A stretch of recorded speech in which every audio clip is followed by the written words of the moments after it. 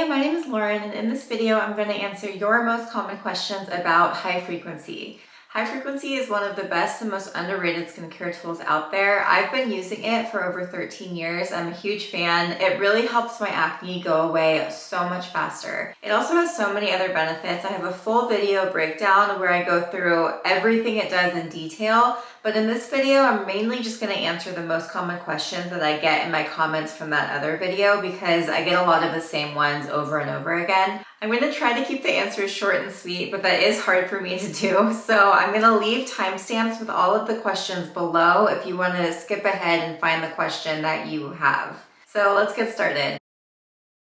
The first question I always get is how often can you use high frequency? And you can use it every day, but you don't have to. So I'm waving this at you. You don't have to. I mainly use mine when I feel like I have a zit coming or I have one that's already appeared and I want it to go away quickly. I don't really use it for all of its other benefits, but you totally can use it daily. If you're using it for anti-aging, you definitely want to use it daily though. So you just need that consistency in your routine. You can use it morning, night, both, whatever you prefer. And you may experience dryness if you use it regularly. So you just want to make sure you have a good moisturizing product in there to supplement the dry skin. That leads me to my next question, which is how long do you use it per session? And I say 15 seconds per area is more than enough, or like 5 minutes for your whole face should be plenty.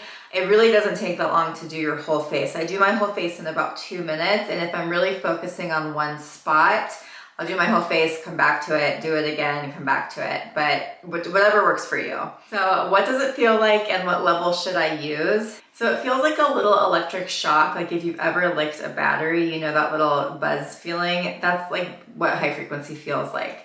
Is that weird? I feel like hasn't everyone licked a battery when you were a kid? Okay, maybe not, but use whatever level feels comfortable. You don't need to have it on full blast for it to be effective. You really can turn it up to, you want to feel it, but it doesn't need to hurt to work. So too high isn't necessary. The small tip is the most zappy, so this one can hurt a little bit. You don't need to turn it up too high, especially because you're probably using this one, this is for acne, on a zit, and zits are already a little bit painful. So start this one on the lowest possible setting and turn it up if you don't really feel it. But again, it doesn't need to be super high to be effective. Okay, another question I get is how to attach the wands, and it's really simple, but I know it's scary because these are made out of glass and you don't want them to break. So what I do is I plug my machine into the wall, but I don't turn it on yet, and then you grab whichever wand you want to use and you insert it straight into the machine. So have a good grip, but not too hard. You don't want to push it down too hard. Just make sure it's completely straight as you're pushing it in. Because these are glass, if you push them at the slightest angle, they can break. I haven't broken mine. I've had it for years, but I have heard of that happening. So just be careful. And then you turn on the device. And you'll know how far you can push it in because it stops you. So just push it all the way in and then turn it on. So if you haven't bought your device yet, go look on Amazon. I will link the ones that I have below. And there's two different types of gases that you'll find in high frequency, like the main gases. So there's argon gas and neon gas, and that is where the glow comes from, but it's like the color of the glow. So argon is purple, and that one is for acne prone, oily skin. You can also use it on ingrown hairs. And then the neon orange one is for building collagen and helping with wrinkles. But here's the thing, they both work. So I had the neon one, so my orange one, if you watch my last video, that's the one I'm using in that, and I've used that on my acne spots for years. It's worked just fine. So I ended up purchasing the argon one a few months ago because I wanted to test this theory and see if the color really made a difference, and I can honestly tell you, they both work. So I will say I do prefer my new one. So this is my old one and this is my new one. It's like $10 more, but it's just because putting the electrode into the wand is so much easier on the new one.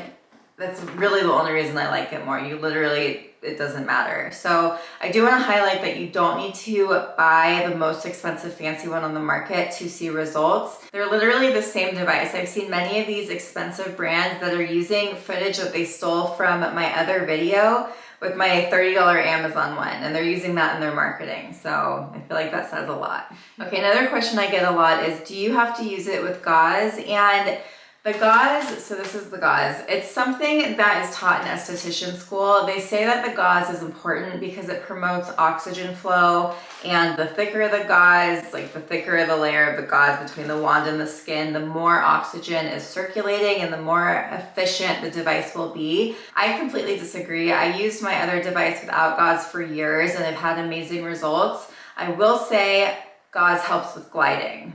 That's why I've started using gauze and I really do like it.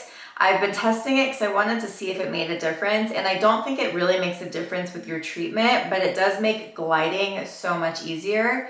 So the way that I use gauze with my device, because when I'm using it, I'm standing up when I'm looking in the mirror. So I actually grab a little like hair tie, one of those little rubber ones, and these are the gauze pads that I use.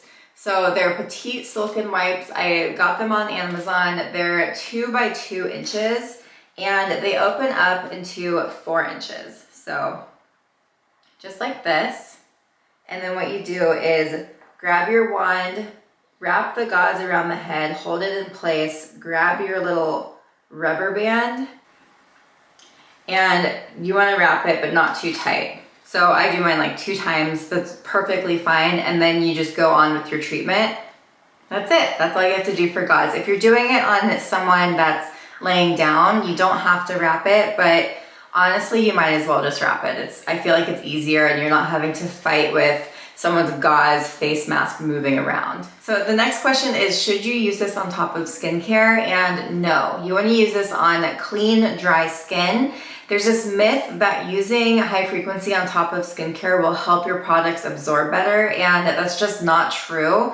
So I'm gonna get a little technical here, but I'm gonna explain why that's not the case. So the way high frequency works is it utilizes oscillating current, and the rate of speed is so high that the device doesn't have polarity. So it's not negative or positive, and that means that it can't cause that chemical reaction that's needed to help your products absorb deeper. It's literally just, it doesn't work that way. So it doesn't make a difference if you use it with products, and I find that it'll glide easier on clean, dry skin, especially if you have a gauze pad. The next question always cracks me up. Is the smell normal? And yes, when the device is working, you're gonna smell a very distinct metallic scent. This is called ozone, and it means the device is working. Basically, all of the air around the tube becomes oxygenated, and that's that smell. That's all it is. So as long as it smells metallic, you're good. Another question I get a lot is this sound normal? What is it supposed to sound like? It makes an electrical sounding hum.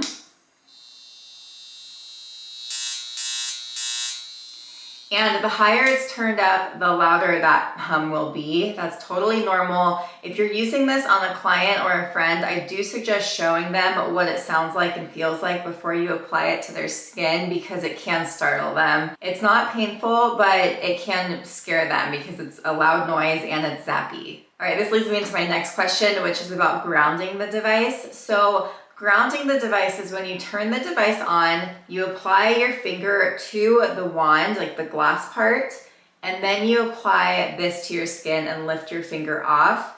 So grounding is good if you or your client are timid and you're afraid of using it the first time, because this will slowly introduce you to that feeling of the zap. But I do have a hard time getting behind the other reasons why people say grounding is necessary. So the first reason they always say it's necessary is if you apply this directly to your skin, it's gonna cause hyperpigmentation, especially if you're not using gauze. I am very prone to my skin pigmenting and darkening, and after years of using mine without gauze or without grounding it, I can honestly say it's made no difference on my skin. Reason number 2 is that you can use the wand to spark. And sparking, I usually do it with the acne tip, but it's when you hold the device close enough to the pimple but not directly on it to create an arc of electricity, and that will zap deeper into that direct spot. The way you do this is literally by tapping the device on the skin, pulling it away, holding it for 2 seconds and then putting it back on, or you can literally just hold it away, whatever works for you.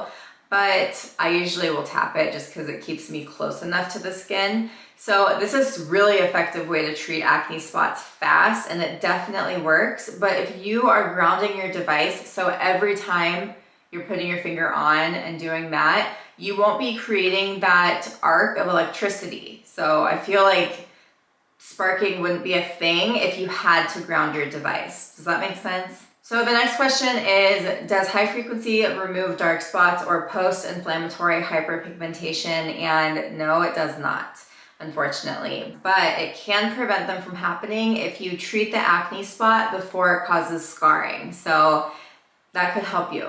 Can you use high frequency if you have piercings, braces, dental implants, or pacemakers? Yes to everything except pacemakers. And then also if you're pregnant, I would just talk to your doctor first. I use this with earrings, necklaces, jewelry. I've had no issues with it. I also used to have a permanent retainer in my bottom teeth, and it was never an issue with using high frequency. If it feels like it is an issue, if it feels wrong, then stop using it, but it shouldn't be a problem. Will high frequency shrink your pores? Nothing can make your pores smaller because pores really can't shrink. In fact, they get larger as we age, but you can make them appear smaller by keeping them cleared out and also by using retinol. So things that would help with pore size would be regular exfoliation, using high frequency and killing bacteria, adding retinol into your routine. I have videos all about extractions and basically pore clearing techniques, and then also why retinol is so beneficial. I'll link them below because I mean, really that's been the biggest thing for my acne prone skin, is just keeping my skin clear and using retinol regularly. Next question is, what should you do after high frequency? And do your full routine. You don't need to use any specific or gentle products. It's different. So high frequency is treating your skin at a different level. You can still use acids after you use this. Can you use this with Botox and filler? Yes, I have Botox and filler, and I've never had any issues with it moving or making the results go away faster. Just wait 24 hours before you use it again. All right, those are the most common questions I get about high frequency. If you have any more questions, please leave them below in the comment section and I will answer them for you. And then also, if you liked this video and you like skincare, beauty, and hair tips, please subscribe to my channel. I would love to see you next time, and please share this video with your friends. Let's grow this community. Thank you for watching.